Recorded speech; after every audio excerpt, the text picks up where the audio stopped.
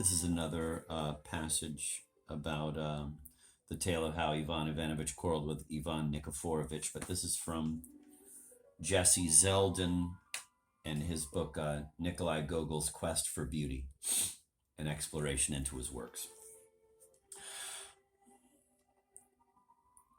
Humor rather than fear was to be the weapon used to make his point, seducing his audience rather than shocking it. A step in this direction is taken in the last story in Mirgorod, the tale of how Ivan Ivanovich quarreled with Ivan Nikiforovich. Here Gogol depicts an ugliness of soul that is all too common in the world we know.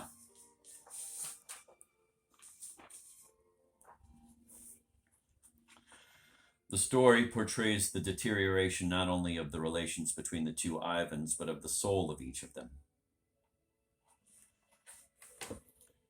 The change from life to death. Gogol even emphasizes this in his use of seasons in the tale.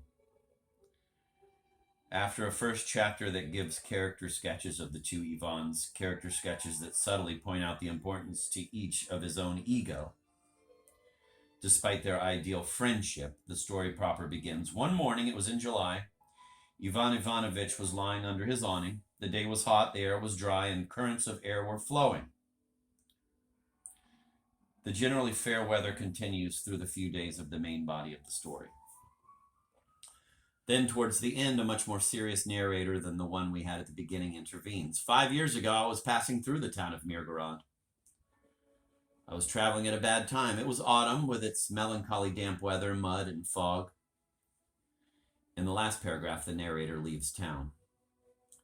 The gaunt horses pulled wearily, their hoofs making an unpleasant sound as they sank into the gray mass of mud. The rain poured onto the matting-covered Jew who sat on the box. The damp pierced me through and through. The dismal barrier with the sentry box in which an invalided veteran was cleaning his gray equipment slowly swept by. Again, the same fields, in places pitted and black, in places greening, the wet cows and crows, the monotonous rain, the tearful sky without a shaft of light. This is a tedious world, gentlemen. The very face of the land has changed from those beautiful sun-filled Ukrainian days that Gogol was so fond of describing to a gray, monotonous, muddy landscape. Symbolically, both Ivans have become bogged in the mud, in a materiality that smothers them. It is indeed, quote, a tedious world, end of quote. Tedious and heavy, made so by the extraordinary concern with the self, with the ego, that is evinced by both Ivans. The quarrel started, after all, because Ivan Ivanovich fancied that his amour propre had been insulted. Ivan Nikiforovich, astonished at the offense taken because it has never occurred to him that he could insult anyone, promptly invented an offense against his ego that had been committed by Ivan Ivanovich. Not dignity, but self-esteem is in both cases wounded, as well as each thinks his esteem in the eyes of the world. Rank and position rather than genuine value bother both of them. Because of their egos, the harmony and serenity that seem to reign at the beginning of the story are destroyed. And confusion, disturbance, and perturbation set in. Balance is lost. Proportion disappears as each of the Ivans is obsessed, possessed. This is a story, above all, of aesthetic denial.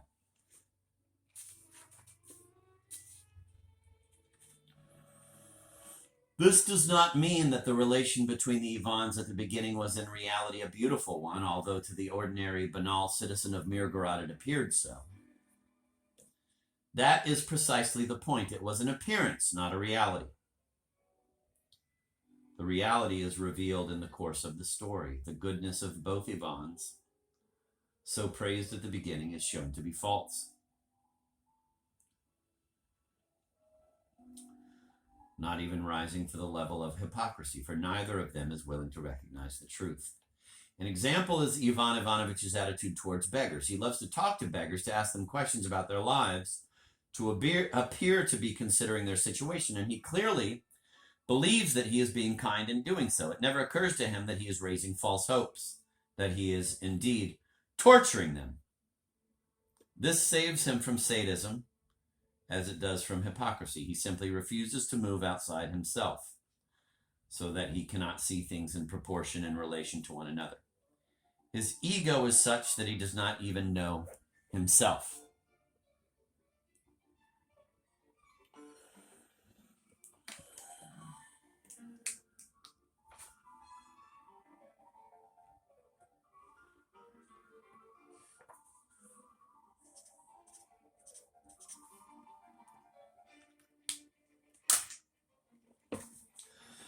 This is a point that Gogol makes many times in his works, as we have already indicated. Difficulties arise and disasters occur because of a loss of perspective and because of a loss or lack of the ability to construct balanced wholes.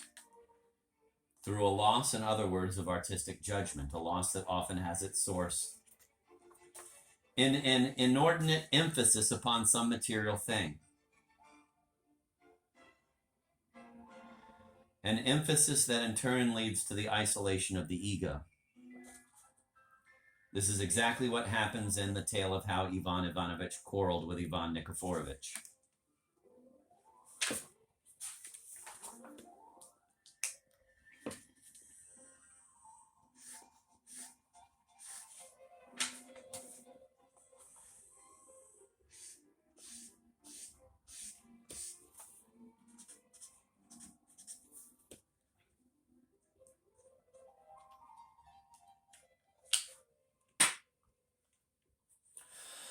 Ivan Nikiforovich's housekeeper is airing out a number of her master's things that have been in the attic for years. Among the other items that she hangs out on the line is a gun that the reader can guess probably would blow up if anybody tried to fire it. In fact, we later learn that its lock is ruined. Ivan Ivanovich has been observing the airing process.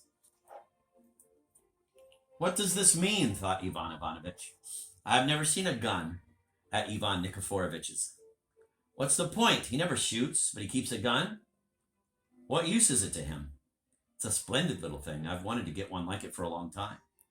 I'd very much like to have that little gun. I love to forget all about things with a little gun. The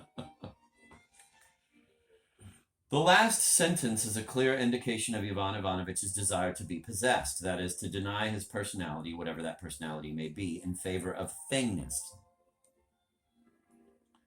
Why does he want the gun? For no other reason than that he wants it. That with it he will forget.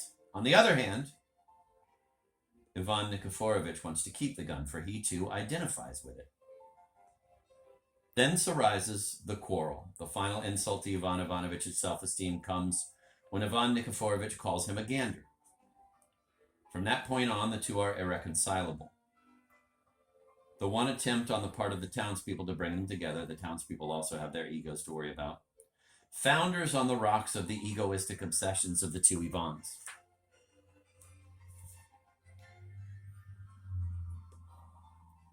This theme of materiality is not a new one for Gogol.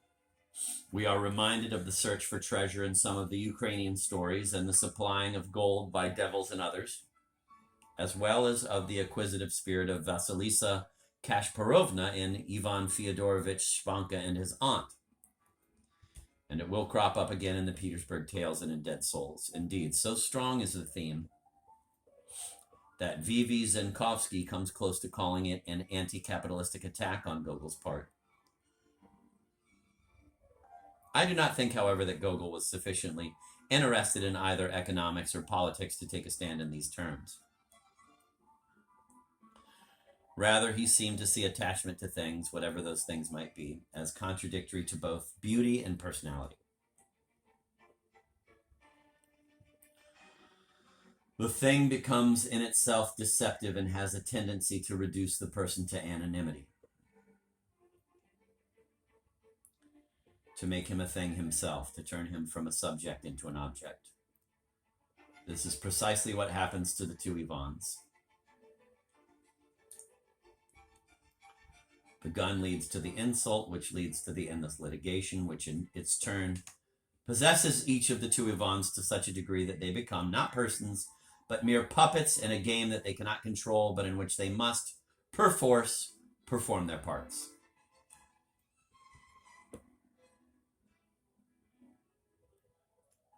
This is the loss of the soul, which is well symbolized by the landscape and by the narrator's remarks at the end.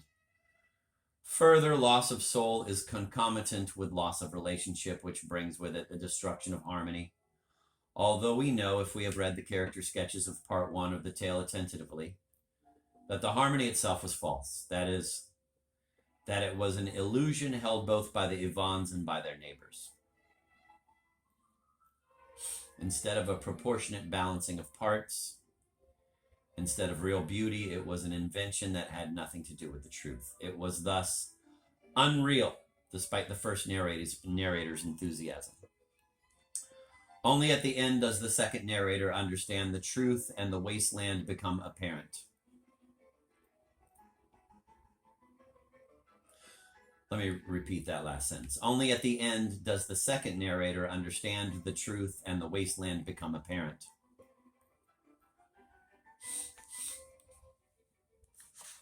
I wanted to point out also that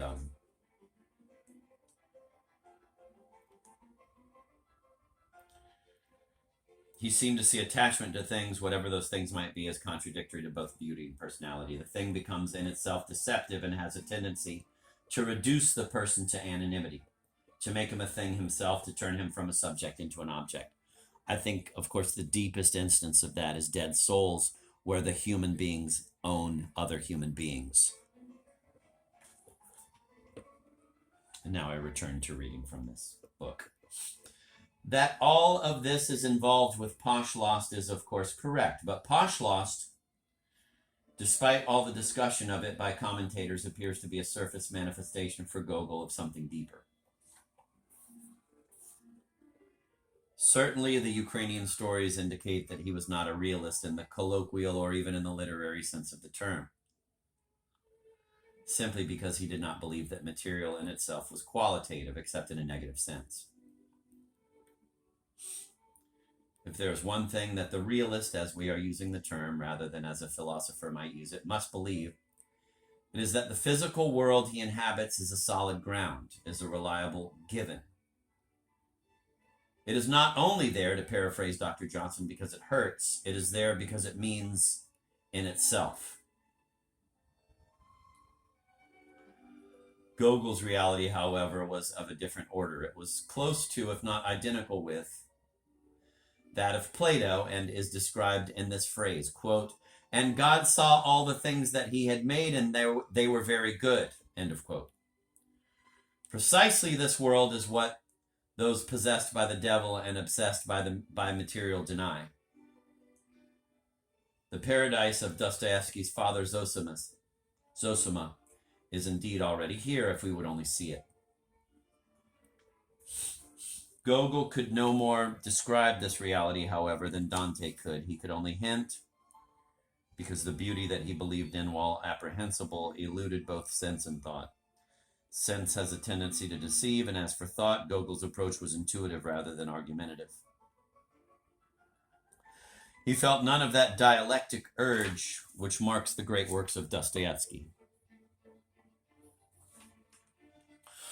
What he was left with then was the portrayal of negation, seeking the true through the portrayal of the false, while constantly emphasizing the falsity of what he was presenting.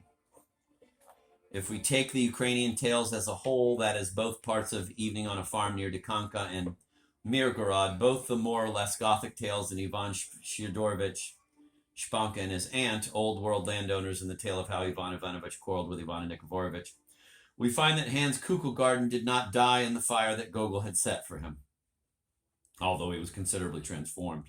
That young man had searched the world for material exemplifications of beauty and had found his discoveries disillusioning at best.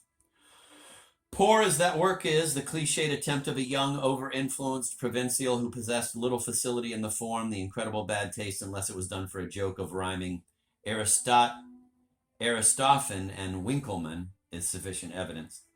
Still, it does indicate what I take to be Gogol's lifelong concern. That Hans did not find true beauty in ancient ruins did not mean for the author that the quest must be abandoned. The failure of Hans and of so many in the tales implied a lack in them, not an absence of beauty itself. The negative, to which Gogol devoted so much of his creative career, indicates the positive, just as fear of Satan necessarily implies belief in God.